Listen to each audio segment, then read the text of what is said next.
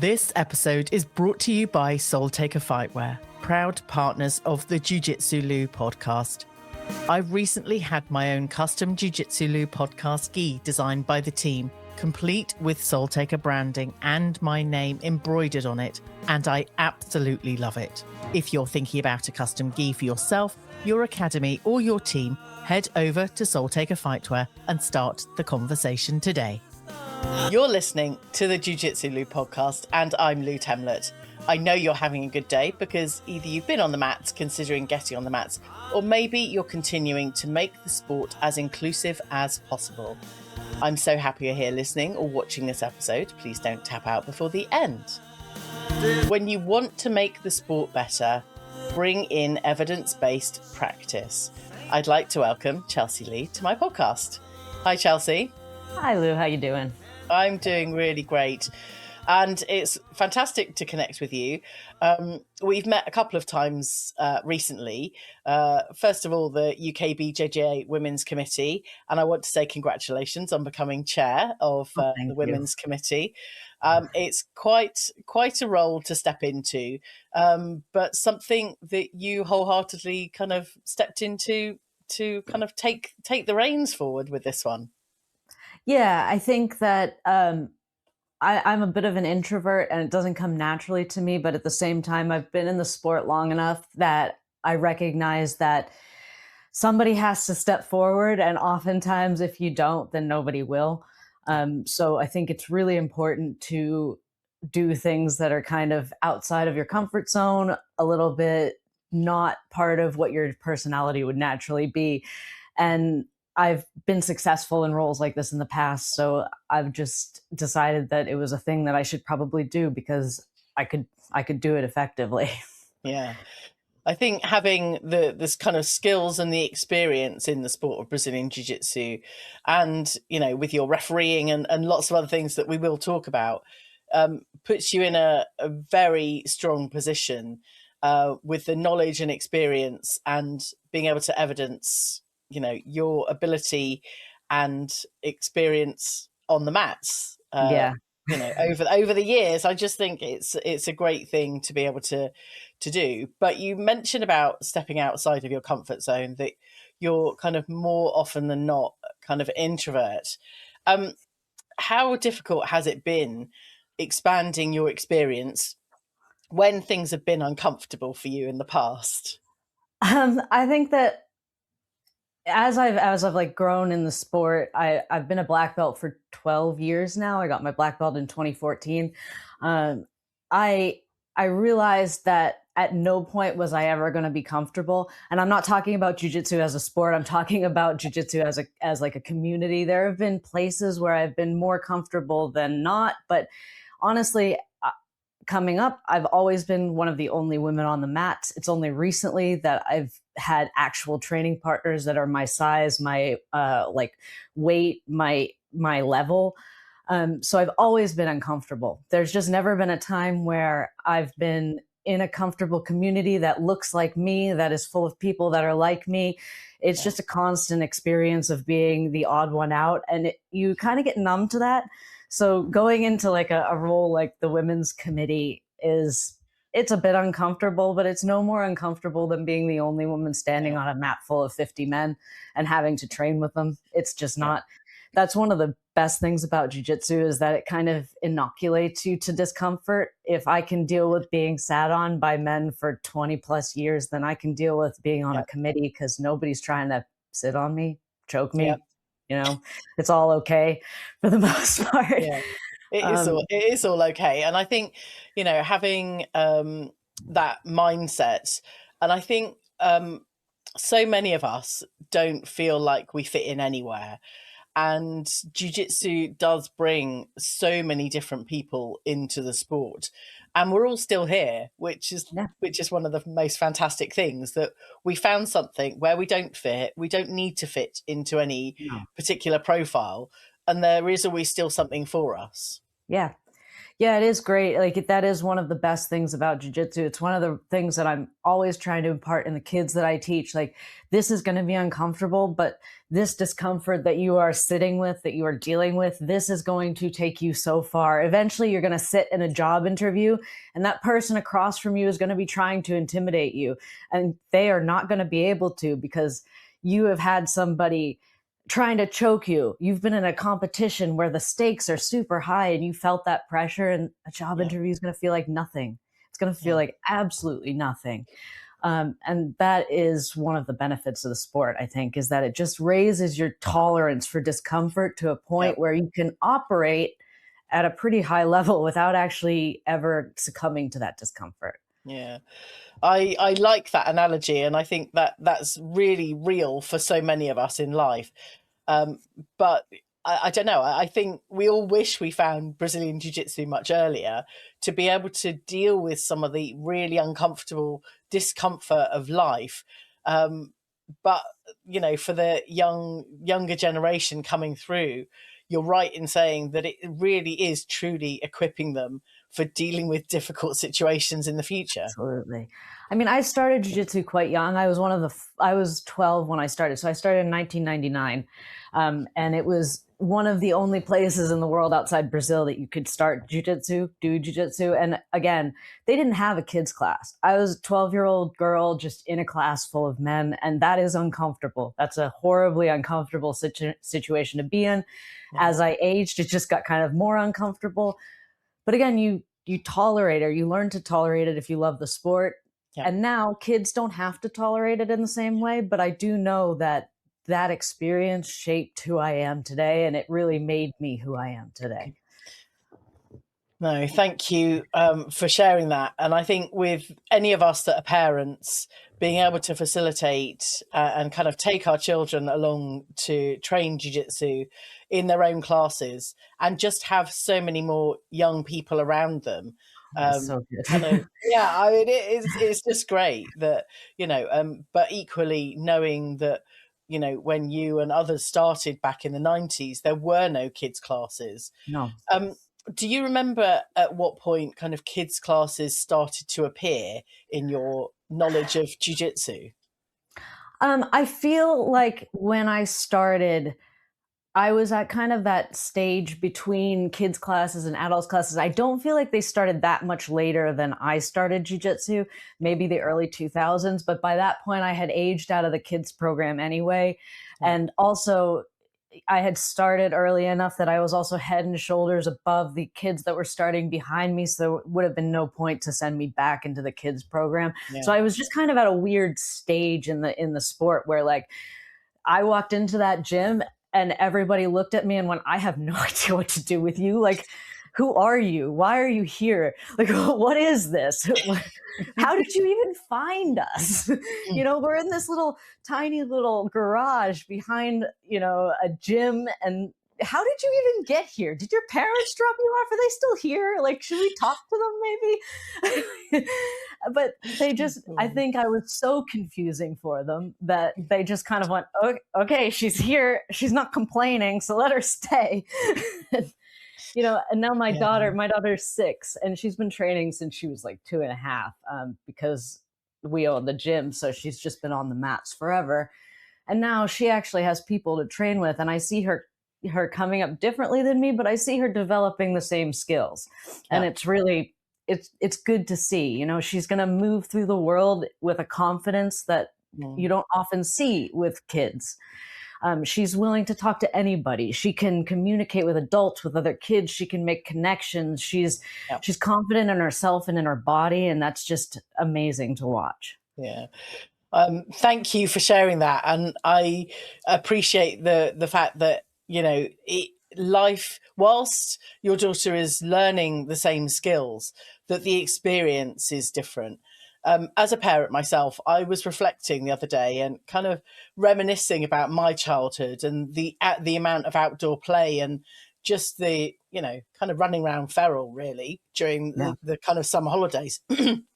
But it's being able to enable our children to have a safe space that they can learn and grow and have some of those experiences, but equally on a potentially a lot safer and a lot more secure, but just different. Yeah.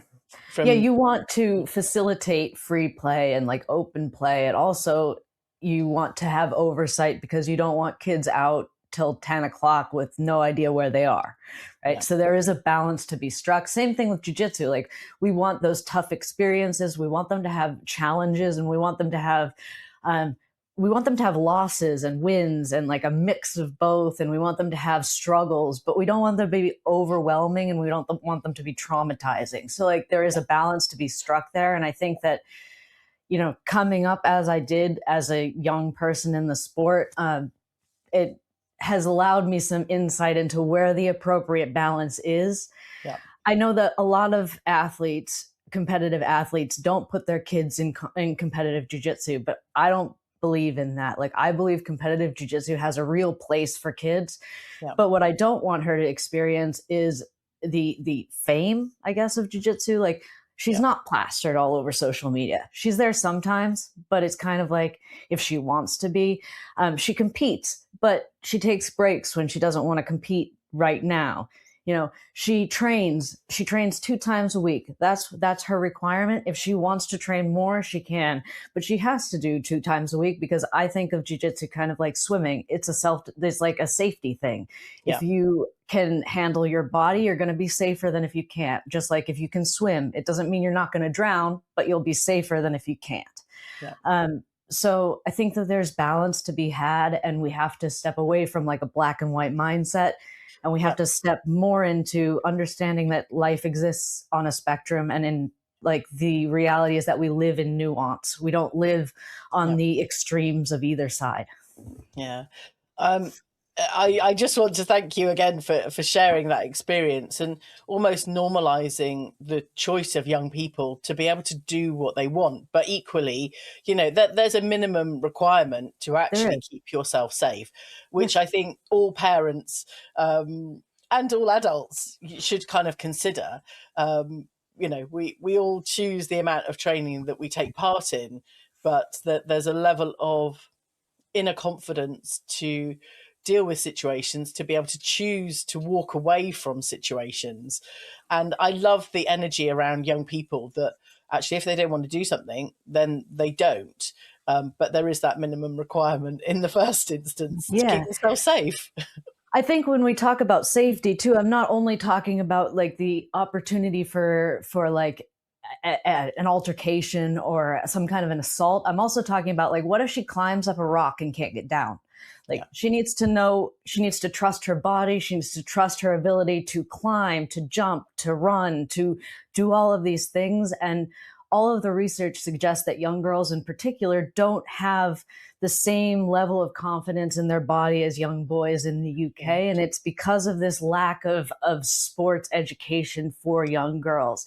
Yeah. We have emphasized extremely heavily the importance of academics. And do not get me wrong, I'm extremely pro academics for everybody. Like that is really important. But the other side of it is also true. You have to be fit and strong to keep yourself safe.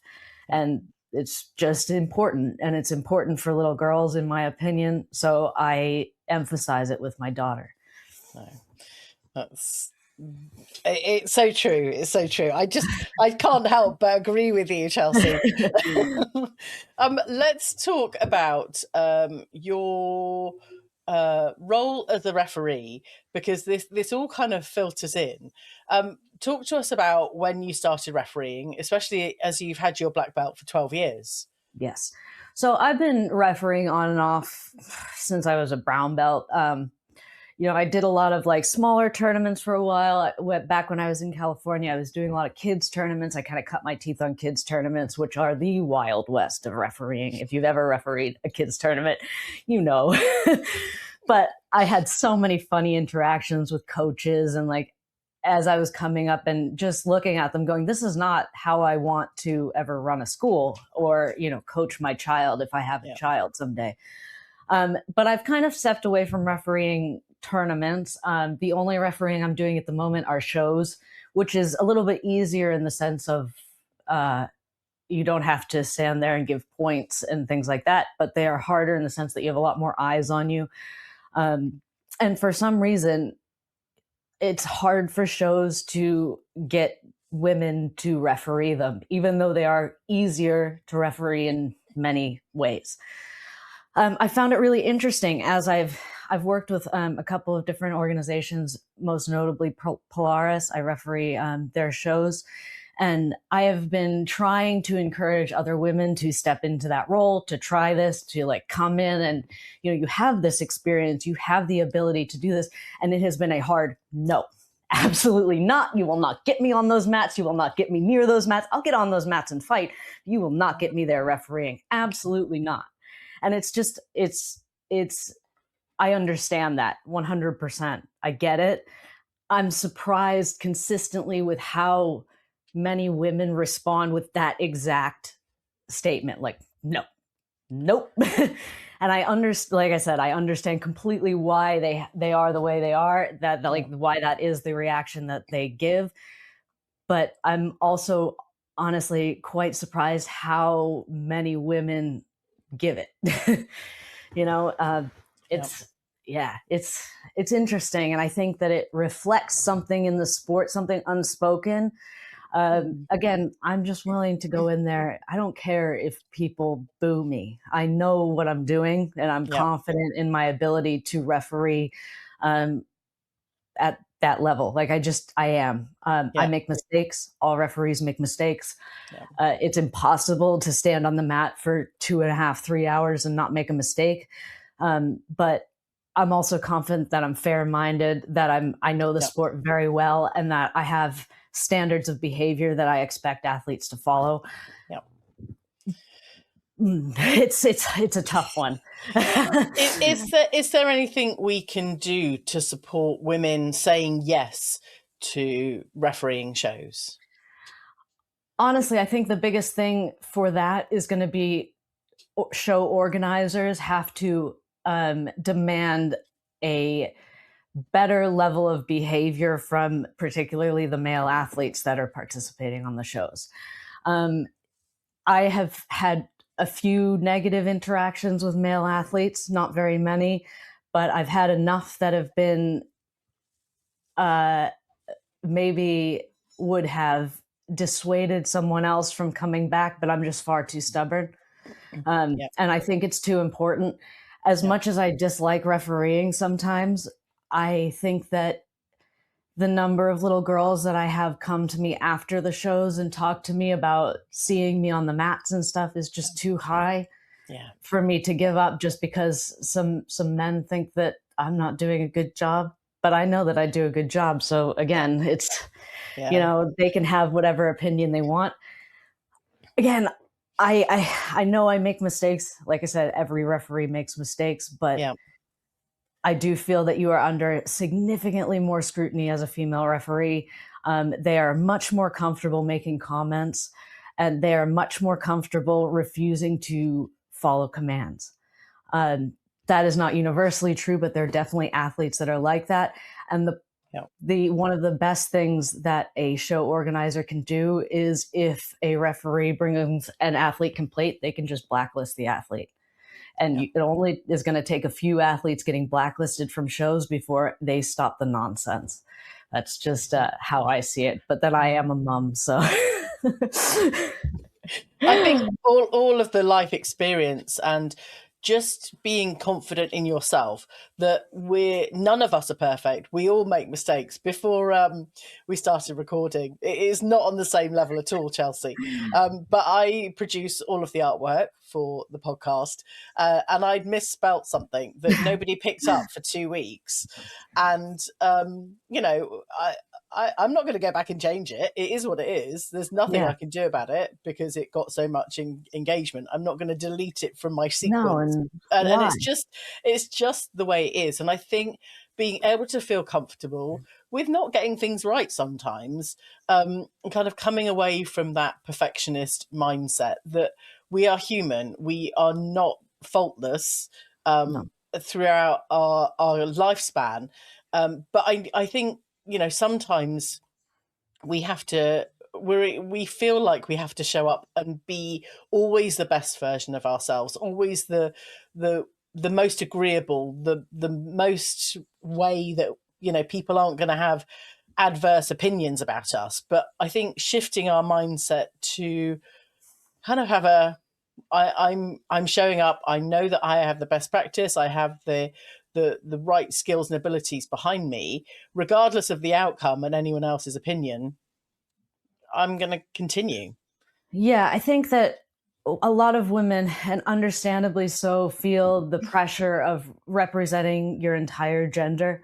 Like, I feel that when I step on the mats at Polaris, for instance, I'm representing every single woman. And if I make a mistake, every single woman is incompetent, they are not capable of doing this. And I know that I have to do as well as possible, because that will always come back on my head.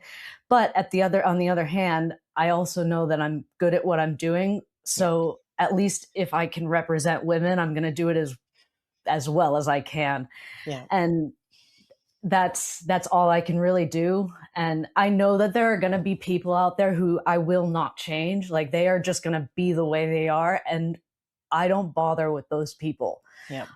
But I also know that there are people who I can interact with, whose minds I can change about my competency, and on, like, by extension, other women's competency, by our value on the mats. Like, yes, every single man should recognize that women are valuable, but the reality is that they don't. And sometimes they need to be kind of slapped in the face with the reality of, yes, we are competent. I am competent in what I'm doing. I do have a lot of experience.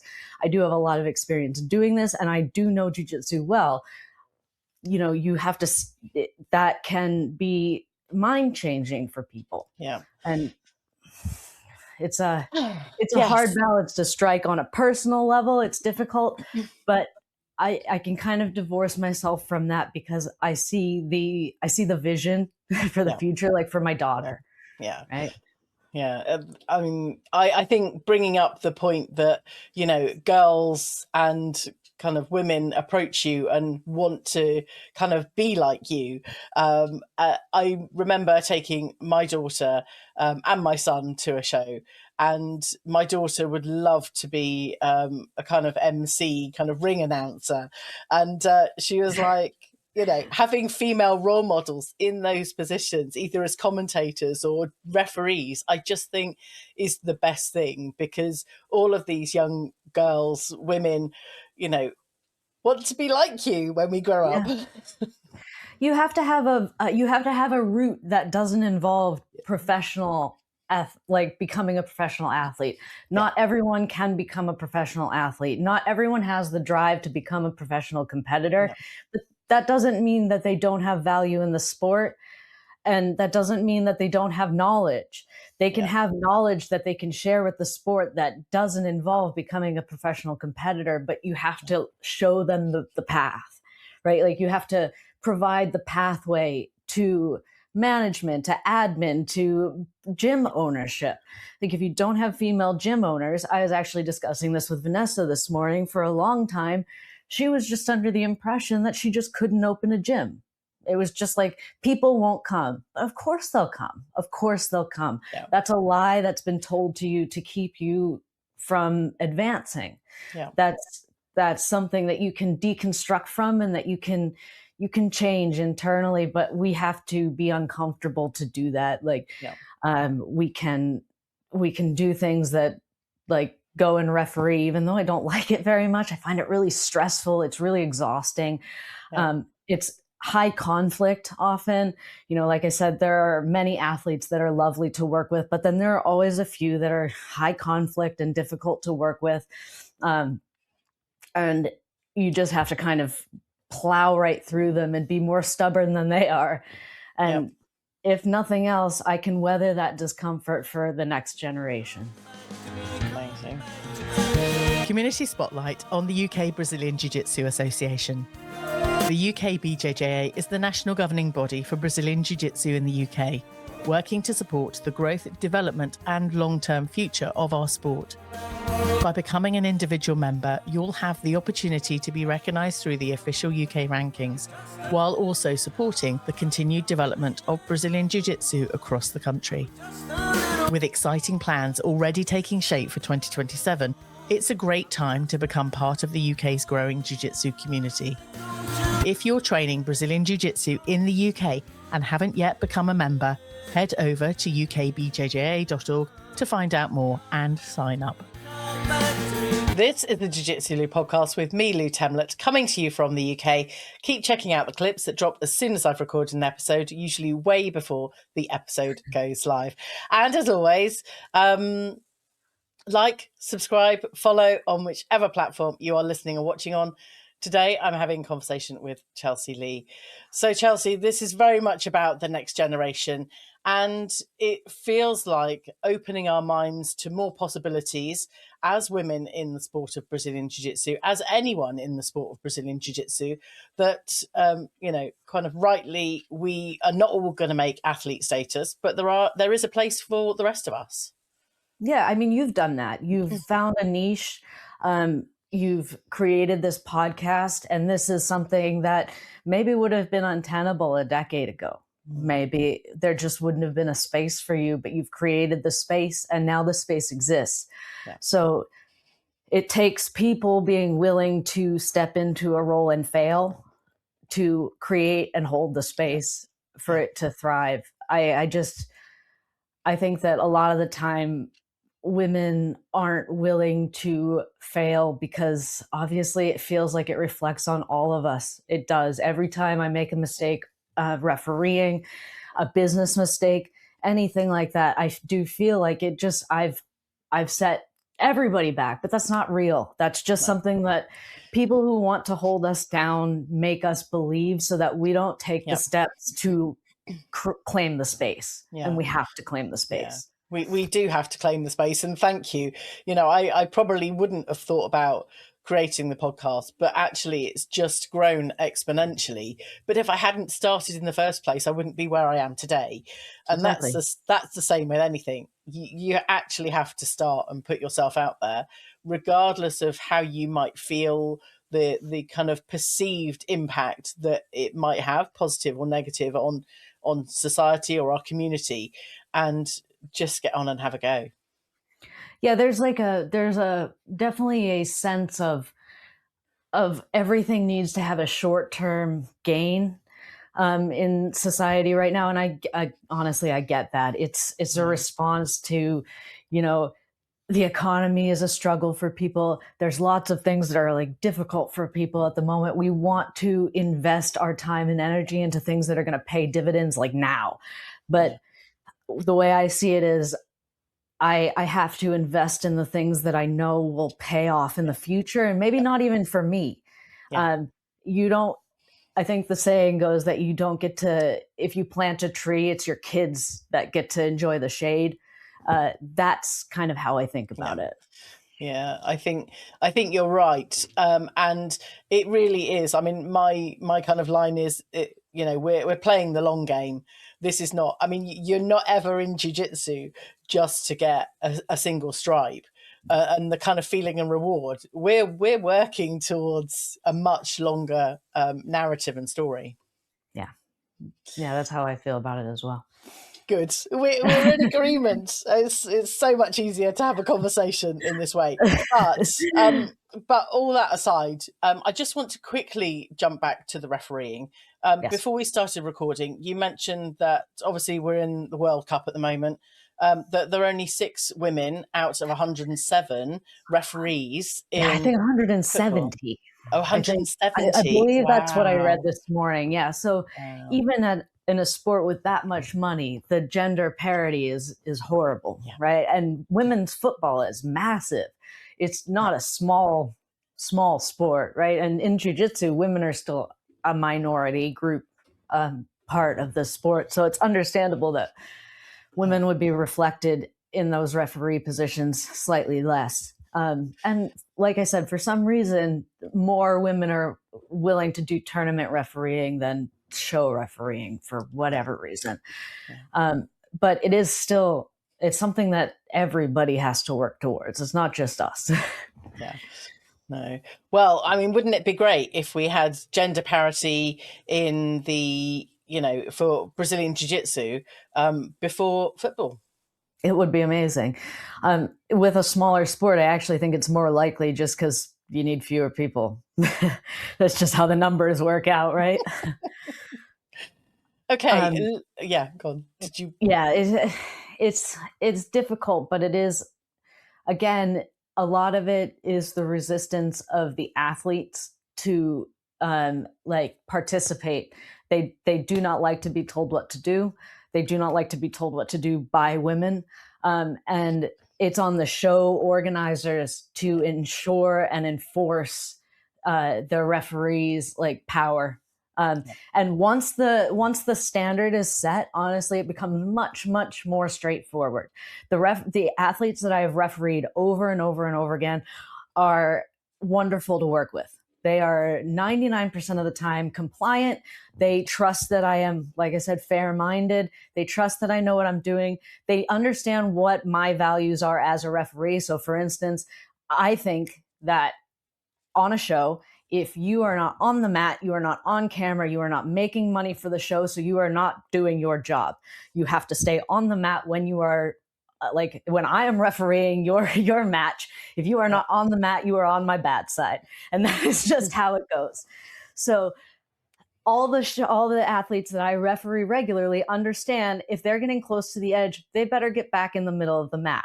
I don't have to tell them anymore. They understand that, and they don't mess around with me because I will drag them back onto the mat. I don't care if they're in a submission.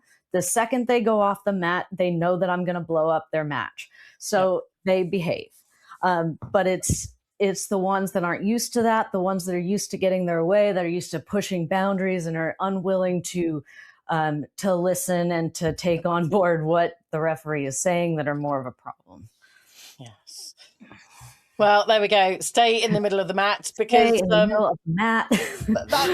that's the thing, isn't it? It's like, I'm going to kind of go back to dancing. It's like, if you're not dancing in that space, then you're out of shot, and actually you're not holding the intent of what you're trying to achieve.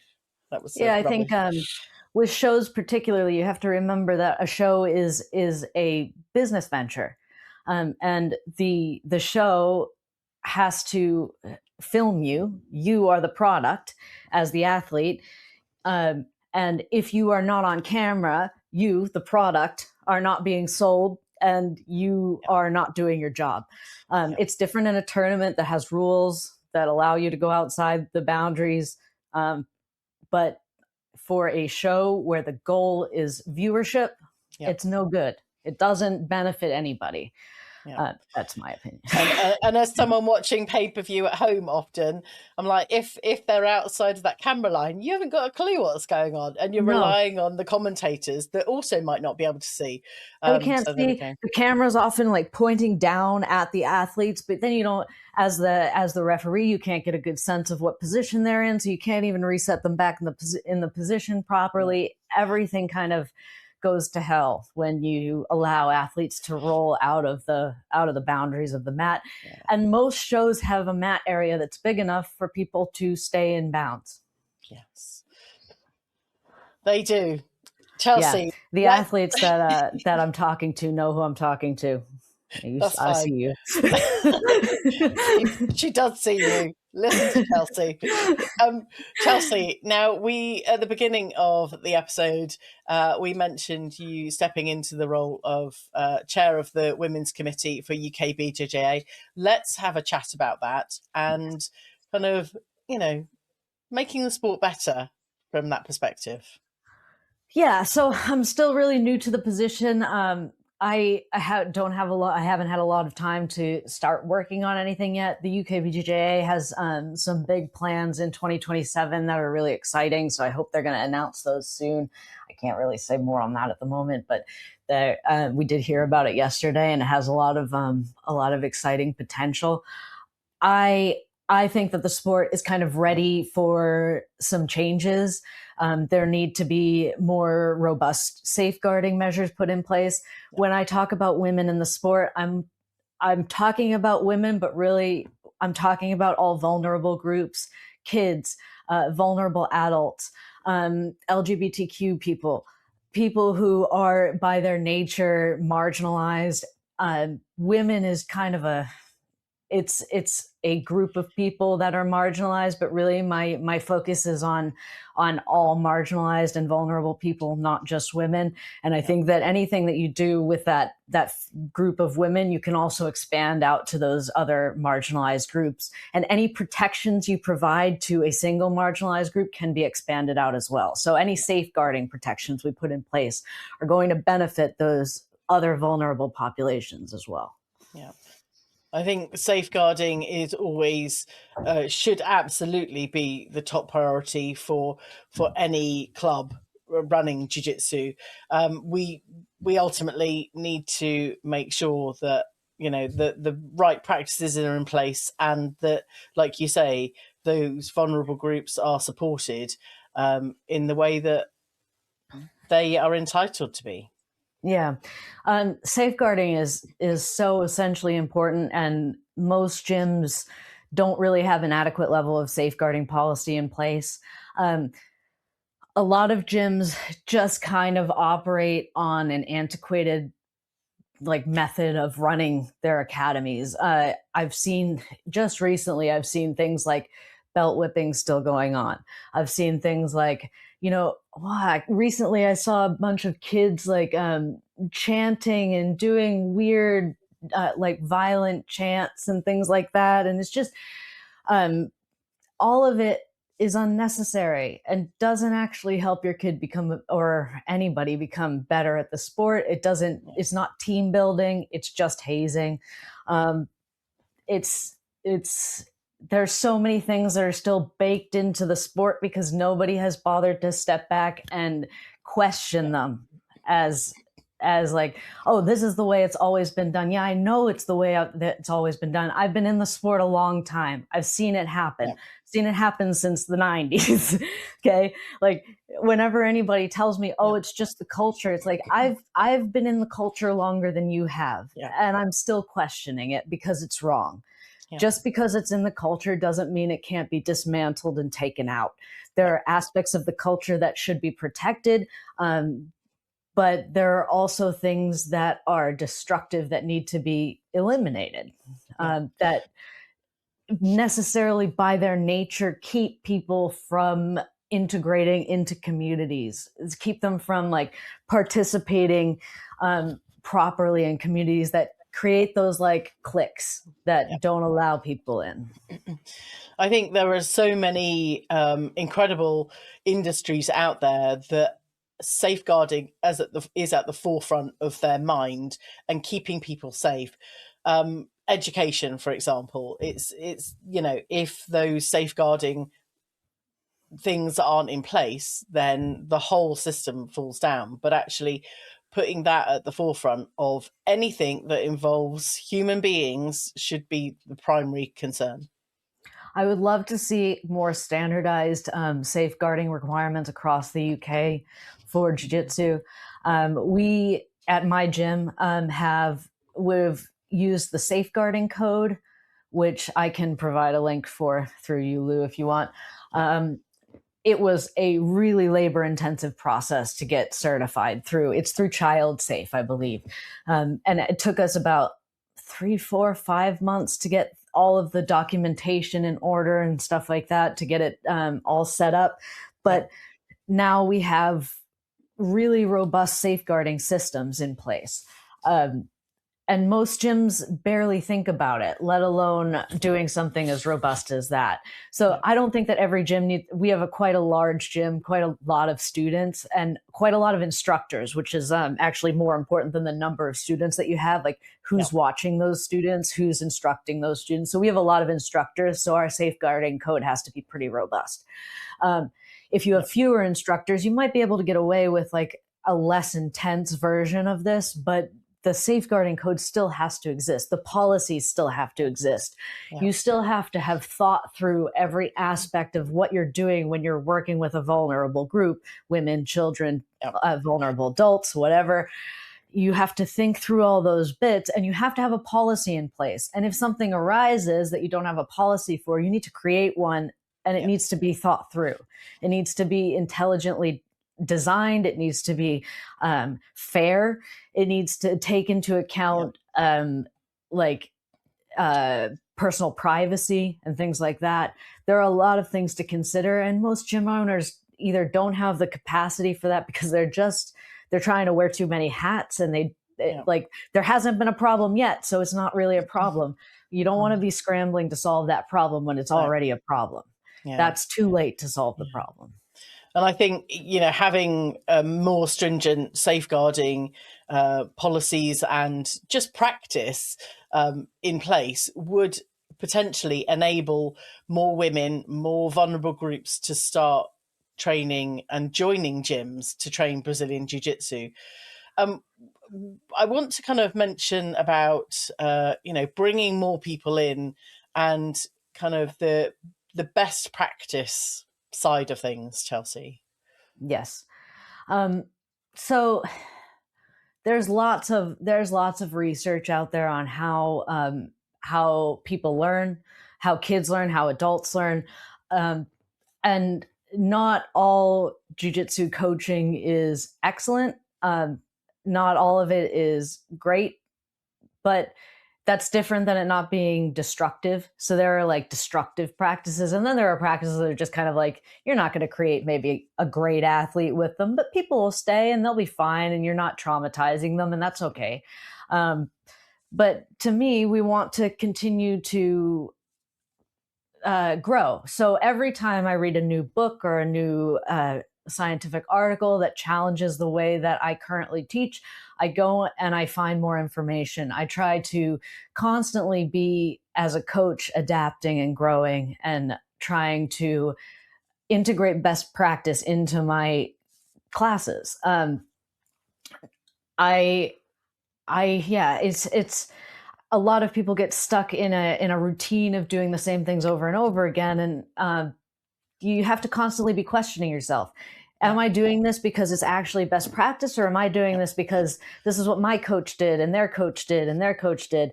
When I've been training since, like I said, 1999, and I've seen the same kind of like behaviors over and over again. And I've known since then that these are not the best ways to teach.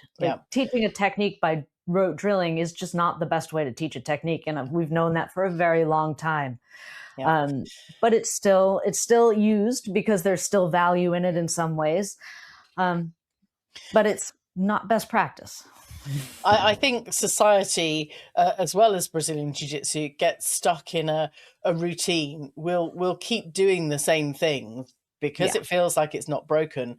But actually, we still need to be informed. Society and culture does shift and change, as do kind of, the people that come into our sport. And actually, we need to refresh to keep the people that have been in the sport as long as you have, and maybe longer, that their kind of engagement in the sport, that, whilst we get comfortable with the repeated practice of things that we might be used to, it's about remembering to be uncomfortable in learning something new or trying a new style of something that is evidence-based. Yeah, I think that constantly challenging yourself is in jiu-jitsu is normalized, like constantly learning new things. I always want to be adding more techniques, more ideas to my game, but then coaches don't necessarily do the same thing with their coaching practice. They coach a certain way because you've always coached a certain way. We are always trying new things with coaching. Like I'm always trying new things. There are always new drills, new ideas, new concepts that we're building into the training. Some of it works, some of it fails miserably, and some of it you have to go away and come back to later because maybe you didn't implement it right the first time, or maybe you just didn't understand the coaching idea fully the first time and you had to grow into it. It's all fine, but it's all adaptive, right? You have to be willing to be adaptive. And if you fall into a rut of just always coaching the same way, the same techniques, the same thing over and over again, you aren't growing as a coach. And that's just as important to me as growing as an athlete. If you're always growing as an athlete, that's fantastic, but your students should always be growing too, if you're a coach. You mentioned about kind of trying out new things and new concepts from a coaching perspective. Is there anything that's worked particularly well that has brought you joy and you've kind of seen your students and teammates grow as well? One of the things that we do at our gym that is for adults that is really kind of unusual is we have a pretty open discussion with people about belt progression and things like that. Not for kids. Kids don't get to ask about their belt progression, but I highly encourage adults to talk to me as much as they want about their belt progression. Belts don't really matter, but they also give you a sense of where you are in your learning. So like if I have a blue belt, for instance, it's been a blue belt quite a long time, and they're coming to me and they're going, how do I get my purple belt? They're not really asking me about my purple belt. They're about their purple belt because we don't really value belts in that way. What they're really asking me is like, why am I plateauing? What's going on here? What is the thing that is stopping me from getting to the next level? And as humans, like the belt is a really clear symbol of that progression. And they understand that they've stalled.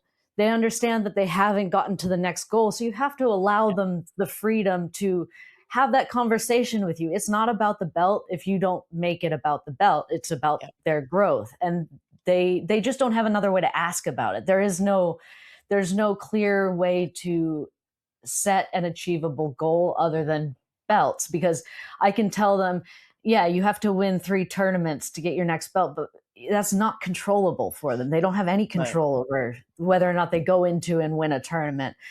So I think that this open discussion with students about like their level, where they're strong, where they're weak, what their game is like, what they need to do to improve is something that is really unusual in the sport as a whole. It throws people off a lot of the time, but I think it's really valuable. And I have, like I said, I have other coaches be like, I would never let my students ask me about belts. And I'm like, why though? They're adults. Yeah. How are we supposed to expect them to improve if we don't let them ask any questions about how to improve? Yeah. I'm not a dictator. I'm a coach. I don't want to control my students' lives. I'm too busy. They need to take some ownership of their learning, of their growth, of their jiu-jitsu, and they can do that by asking me how best to progress. So this is an unusual thing that we do, but I think it's really valuable, and I wish more coaches allowed their adult students to engage with them in this way. Yeah. I think it's really healthy to be able to have that open discussion, and just to, whether it's how do I get to the next belt, or, why am I not achieving this in every match and, every competition. But equally, the secrecy around not being able to ask feels quite toxic as well. It is. And I really do believe that. I think that the control of, I get to gatekeep the belts and you don't get to ask me about it because I'm in control of that. No, I do that with the kids because the kids will fixate on belts in a way that's not correct. Once you integrate adults into an environment where the belts are a marker of your growth, but not a goal in and of themselves, because all of our goals is to get to black belt and to be the best possible black belt we can be, those belts just become like goalposts along the way. And if you're there and you're not quite getting to that next belt, like you should be asking about it. You should be talking to me about it. You should be talking to me because I absolutely know why you aren't at that next belt. But I also don't want to be the kind of coach that's always coming to people and having negative things to say to them, right? You're not at your next belt because you're doing this, and this wrong. No, you have to be ready for me to say that to you to take it on board. Otherwise, it's just me constantly coming to you with negative feedback. Whereas I'd rather have you be ready for that feedback and come to me expecting that feedback. Yeah, I think it's just another example of a healthy adult communication that enables everyone to feel, I don't know, uncomfortable in some ways, but actually we have to overcome some of those personal barriers, some of those fears around speaking openly with our coach. You know, we're all human. Yeah. Yeah, I think historically a lot of coaches have kind of elevated themselves up above their student base as like gurus or, leaders in a way that they don't deserve. I'm a coach. I coach a sport. I'm not a religious leader. I'm not a cult leader. I'm not a guru. I'm not any of those things. I am here to help you with jiu-jitsu. I can help you get really good at jiu-jitsu, but I am not going to control your life. I'm not going to control what you do outside the gym. I have no interest in that. And people honestly find it quite difficult to take that kind of like control over their own learning. It takes a long time to really internalize that. But by the time that they're blue belts, purple belts, most of my students are really quite comfortable coming to me and being like, why haven't I been promoted yet? What do I need to work on? Yep. What's going on here? And they are comfortable hearing jiu-jitsu related things like, yep, you need to work on this, this, and this in your game. Or they might hear competition related things. When you're competing, this is what I see. This is what I see. You need to work on this. Or I just want you to spend a little bit more time at this belt level competing, because you're just not quite ready for the next jump up to the next competitive level. Yeah. And that becomes a discussion that we have. I have kids who are competitive kids who I can sit down with and be like, listen, I'm not going to promote you to orange belt this year. Are you okay with that? I want you to go and I want you to do this. I want you to do this. If this is going to upset you, we can look at promoting you, because you can compete at that level, at that orange belt level at local tournaments. But I think that you can accomplish these things, but to do that, I'm going to hold you back. It's not because you're not ready for that next belt. It's because this is what we're trying to accomplish together. Yep. And that becomes a better thing for them, because then they're not sitting there going, oh, I've been a yellow belt for a year. Why have I not been promoted? And then they quit, right? No, I told them, we discussed it. We decided together that this was your path. And if you want to change that path, that's cool. But we decided together. Yeah. Chelsea, it sounds like you're doing incredible work, and I want to, showcase what you're doing, just because there's some really healthy conversations that you're having as a coach with your students, but equally, the evidence-based practice, and it's all reinforced with knowledge and experience and all of those great things, and always a call out to any women that want to become referees on shows. Yes, please contact Chelsea. Let me know. That would be good. Chelsea, it's always wonderful chatting with you. I will put your Instagram handle in the show notes. Is there anything else you'd like to add? No, we have a regular open mat at my gym for women every few months. I think the next one's probably going to be August or September. Everybody's welcome. It's gi and no gi, so I openly encourage lots and lots of women to come down. We often have multiple black belts on the mat, lots of high-level women training. And then, I think that's mostly it. I think that's it. Yeah. That's good. Watch this space for UKBJJA. It sounds like there's some very exciting things upcoming, and I wish you all the luck and success in building up this women's committee and taking on the UK. Thank you. I hope you enjoyed this episode. Thank you for telling your friends about this show, and as always, check out the clips on YouTube, Instagram, and TikTok. I will catch you again on the next episode of the Jiu Jitsu Lou podcast.